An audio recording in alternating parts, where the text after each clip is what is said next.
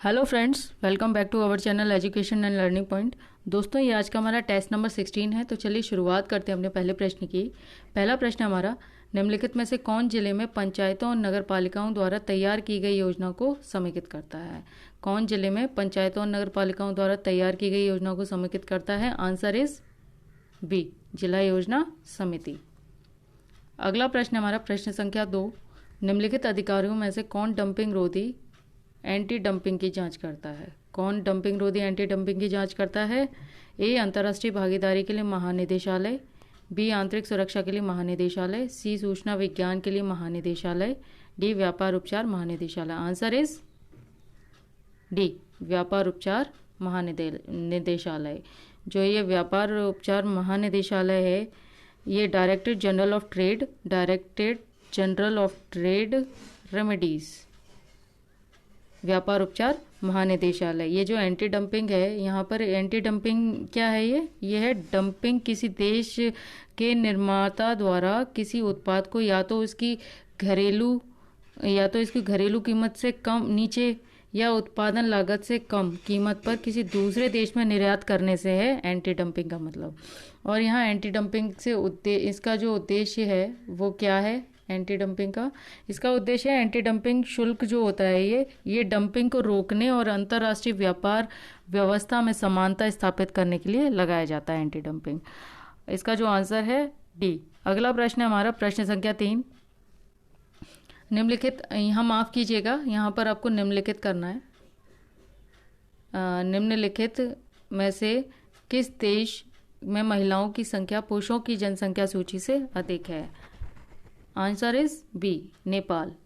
नेपाल की जो महिलाओं की संख्या है पुरुषों की जनसंख्या सूची से अधिक है। अगला प्रश्न है हमारा प्रश्न संख्या 4, केंद्रीय सूचना आयोग निम्नलिखित में से किस केंद्रीय मंत्रालय के अंतर्गत आता है? आंसर इज बी, केंद्रीय कार्मिक लोक शिकायत और पेंशन मंत्रालय, union ministry of personnel public grievance and pension.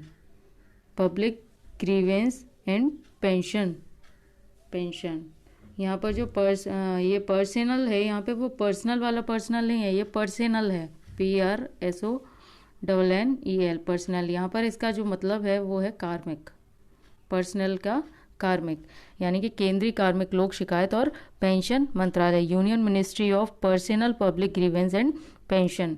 अगला प्रश्न है हमारा प्रश्न संख्या 5, निम्नलिखित में से कौन सा विकल्प किसी सूचना आयुक्त को हटाने का आधार नहीं है? आंसर इज बी, व्यक्ति की आयु 62 वर्ष हो जाती है।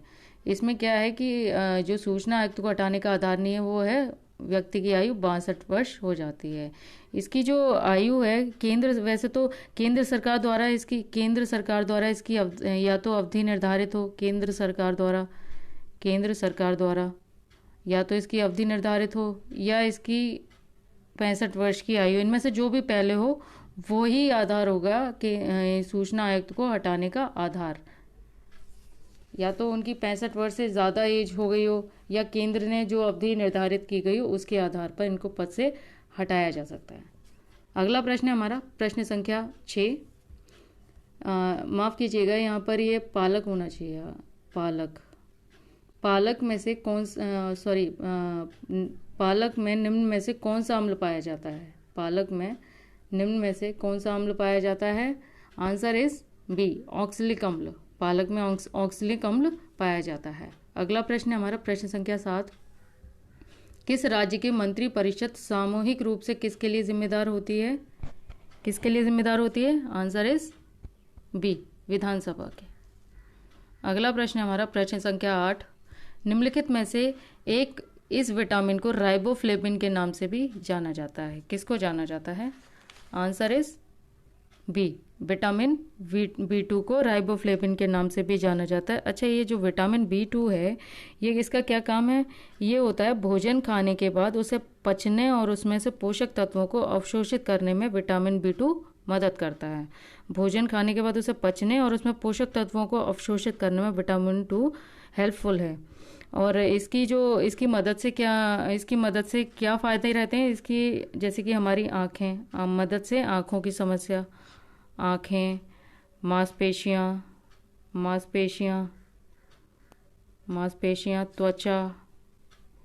त्वचा और नसें स्वस्थ रहती हैं। नसें स्वस्थ रहती हैं किससे? किसके सेवन से? विटामिन B2 से। अगला इसमें जो बाकी हैं इनके बारे में भी मैं आपको बता दूं। जो विटामिन B6 है, इसको क्या कहा जाता है? विटामिन B6 को पायरोडॉक्सिन के नाम से भी जाना जाता है। पायरोडॉक्सिन के नाम से, डॉक्सिन के नाम से भी जाना जाता है। किसको? विटामिन B6 को पायरोडॉक्सिन के नाम से भी जाना जाता है। ये बॉडी को फिट और हेल्दी बनाने में मदद करता है। इससे इसमें आपका मूड हो गया, भूख हो गई, नींद, सोच काफ़ी बेहतर होती है। भूख, नींद, सोच काफ़ी बेहतर होती है। नींद और सोच किसके सेवन से? विटामिन B6 के सेवन से।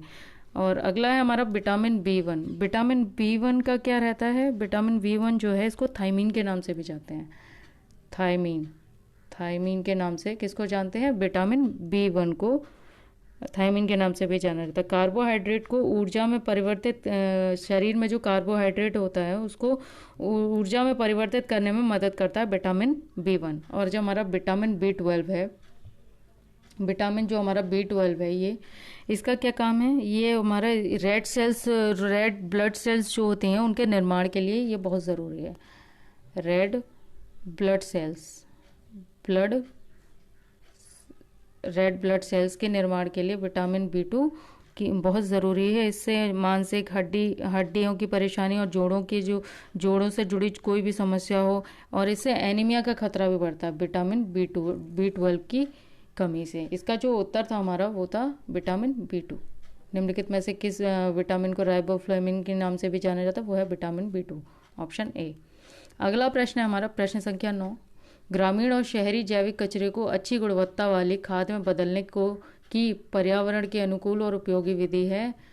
Option B is correct, vermicomposting. अगला प्रश्न है हमारा प्रश्न संख्या 10। इनमें से किसने 1784 में एशियाटिक सोसाइटी ऑफ बंगाल की स्थापना की थी? किसने की थी? Option A is correct, William Jones ने। कब की थी? इन्होंने की थी 15 जनवरी 1784 में। एशियाटिक सोसाइटी ऑफ बंगाल की स्थापना 1784 में की थी, 15 जनवरी 1784 को विलियम जोन्स ने। अगला प्रश्न है हमारा प्रश्न संख्या 11। Lower Kopili hydro electric power plant Bharat के किस राज्य में है? किस में है? आंसर इज सी, असम में। अगला प्रश्न है हमारा प्रश्न संख्या 12। आधुनिक भारतीय इतिहास के संदर्भ में अभिव्यक्ति बॉम्बे प्लान 1984 एक प्रस्ताव था। आधुनिक भारतीय इतिहास के संदर्भ में अभिव्यक्ति बॉम्बे प्लान 1944 एक प्रस्ताव था। ए इकोनॉमिक डेवलपमेंट आर्थिक विकास, बी एडमिनिस्ट्रेटिव रीऑर्गेनाइजेशन प्रशासनिक पुनर्गठन, सी ट्रांसफर ऑफ पावर सत्ता का हस्तांतरण, डी पंचायती राज। और answer is a, option A is correct, economic development आर्थिक विकास। बॉम्बे प्लान 1944 का एक प्रस्ताव था इकोनॉमिक डेवलपमेंट आर्थिक विकास का। अगला प्रश्न हमारा प्रश्न संख्या 13। उस्ताद अमजद अली खान निम्नलिखित में से कौन सा वाद्य यंत्र बजाते थे? Answer is B, sarod. अगला प्रश्न हमारा प्रश्न संख्या निम्नलिखित में से किस वर्ष में सांची को यूनेस्को की विश्व धरोहर स्थल के रूप में घोषित किया गया था? निम्नलिखित में से किस वर्ष सांची को यूनेस्को की विश्व धरोहर स्थल के रूप में घोषित किया गया था? आंसर इज डी, 1989 में। अगला प्रश्न हमारा प्रश्न संख्या 15। पारसी समुदाय द्वारा नवरोज उत्सव के एक भाग के रूप में मेहर नामक देवता की पूजा की जाती है। यह देवता किसके पीठासीन देवता हैं? आंसर इज ए, चंद्रमा की। अगला प्रश्न हमारा प्रश्न संख्या 16। नीली जल नीति ब्लू वाटर पॉलिसी किस पुर्तगाली शासन द्वारा शुरू की गई थी? नीली जल नीति ब्लू वाटर पॉलिसी किस पुर्तगाली शासक द्वारा शुरू की गई थी? Option B is correct, Francisco de Almeida द्वारा शुरू की गई थी। इनकी क्या नीति थी? इस नीति के तहत ये पुर्तगाल को इस नीति के तहत ये पुर्तगाल को समुद्र का जो क्षेत्र समुद्री जो क्षेत्र में ताकतवर देश के रूप में स्थापित करना चाहते थे। फिर से बता दूं मैं आपको, इस नीति के तहत वे पुर्तगाल को समुद्री क्षेत्र में ताकतवर देश के रूप में स्थापित करना चाहते थे। कौन? Francisco de Almeida. अगला प्रश्न हमारा प्रश्न संख्या 17। कृषि और प्रसंस्कृत खाद्य उत्पाद निर्यात विकास प्राधिकरण के इस मंत्रालय के अंतर्गत आता है एपीडा, यानी कि एपीडा है agricultural and processed food products export development authority. ये हो गया एपीडा। आंसर इसका है, आंसर इज ए, वाणिज्य और उद्योग मंत्रालय, यानी कि ministry of commerce and industry, ministry of commerce and industry. अगला प्रश्न है हमारा प्रश्न संख्या 18। किस मामले में पहली बार सर्वोच्च न्यायालय द्वारा मूल संरचना के सिद्धांत को मान्यता दी गई थी? इससे मिलता जुलता प्रश्न मैंने आपको पहले भी बताया हुआ है, तो उम्मीद है आपको याद होगा। फिर भी इसका जो उत्तर है वो रहेगा ऑप्शन डी। आंसर रहेगा हमारा केशवानंद भारती बनाम केरल राज्य। किस मामले में पहली बार सर्वोच्च न्यायालय द्वारा मूल संरचना के सिद्धांत को मान्यता दी गई? वो है केशवानंद भारती बनाम केरल राज्य 1773। अगला प्रश्न है हमारा प्रश्न संख्या 19। भारतीय संसद के राज्यसभा सदस्य की कार्यकाल अवधि कितनी है? भारतीय संसद की जो राज्यसभा के सदस्य की कार्यकाल अवधि है वो कितनी है? इनमें से कोई नहीं। जो इनकी एक्चुअल कार्यकाल की जो अवधि है वास्तविक, वो है 6 वर्ष की। 6 वर्ष के लिए इनको नियुक्त किया जाता है, 6 वर्ष के लिए नियुक्त किया जाता है, और जिनमें से 1/3 सदस्य हर 2 साल में सेवानिवृत्त होते हैं। हर 2 साल में सेवानिवृत्त होते हैं राज्यसभा में। अगला इसका जो उत्तर था, इनमें से कोई नहीं। वास्तविक जो इनकी अवधि है वो 6 वर्ष है, और जिसमें से 1/3 सदस्य हर 2 साल में सेवानिवृत्त होते हैं।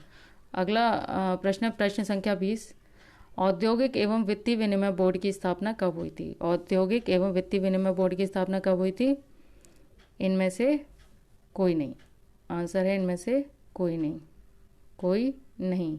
जो इसका आंसर है वो है 1992 में, 1992 में औद्योगिक एवं वित्तीय विनिमय बोर्ड की स्थापना हुई थी, 1992 में।